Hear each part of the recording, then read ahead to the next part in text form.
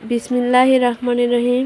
আজকে আমি কাঁচা কাঁঠালের পাকোড়া রেসিপি দেখাবো। আমি প্রথমে ছোটটা কাঁঠাল কেটে পরিষ্কার করে কড়াইর মধ্যে নিয়েছি। এখন এটা আমি পানি দিয়ে সেদ্ধ করে নেব। আগেই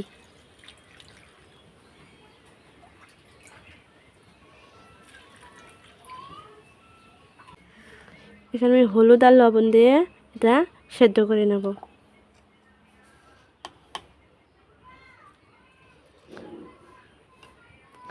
এখন এটা আমি সেদ্ধ চড়া দিলাম। দেখতে পাচ্ছেন 15 মিনিট পরে দেখেন কতটা সেদ্ধ হয়ে গেছে, কত সুন্দরভাবে সেদ্ধ হয়ে গেছে। এখন এটা আমি নেমে নেব।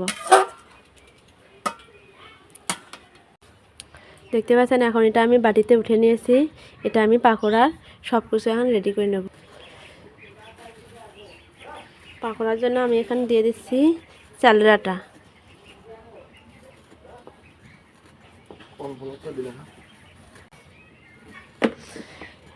এই পাকোড়াটা অনেকটাই খেতে সুস্বাদু।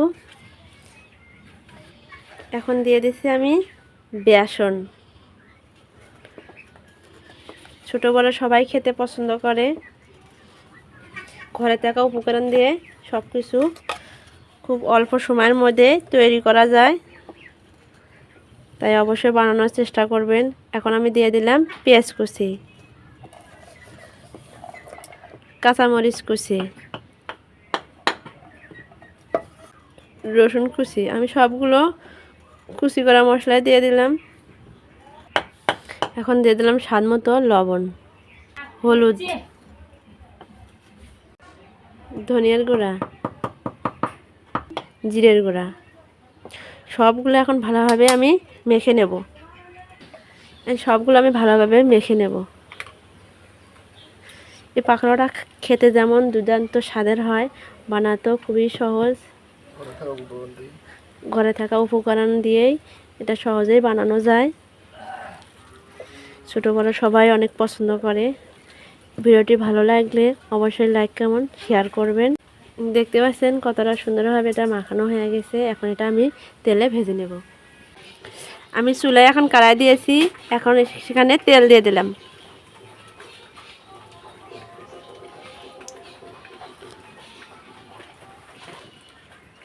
তেলটা গরম হয়ে গেছে। এখন পাকোড়াটা দিয়ে দিলাম।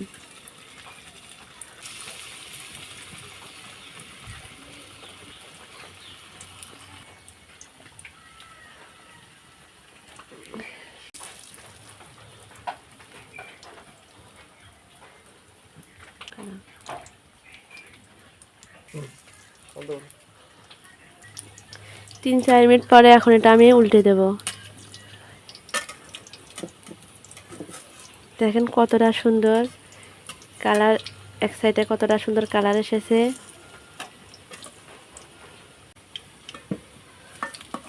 কালার দেখলে মনে হবে যে এখনই বানাই। আপনাদের এরকম মনে হবে, অবশ্যই চেষ্টা করবেন। খেতেও অনেক অনেক সুস্বাদু একটা খাবার। দেখতে পাচ্ছেন এখন পাকোড়াগুলো আমার হয়ে গেছে। এখন এটা আমি উঠে নেব। দেখেন কতটা সুন্দর কালার এসেছে। আপনারা তো খেয়ে বুঝতে পারবেন না, কিন্তু কালার দেখে বুঝতে পারবেন কতটা সুন্দর হয়েছে। এভাবে আরও পাকোড়াগুলো আমি সবগুলো এখন ভেজে নেব।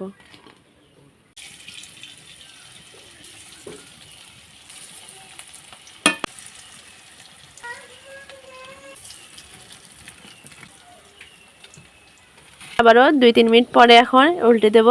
উল্টে দিচ্ছি। দেখেন একটা সাইড কীরকম লাল হয়ে গেছে। দেখেন সবগুলো এখন উল্টো হয়ে গেছে। দেখেন বাকি সবগুলো পাকোড়া আমার ভাজা হয়ে গেছে।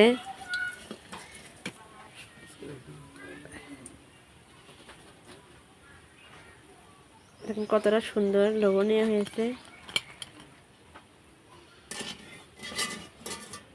আজকের রেসিপি এখানেই শেষ। দেখা হবে অন্য কোনো রেসিপিতে। ধন্যবাদ, সবাই ভালো থাকবেন। থাকবে। ওর তিনটা যত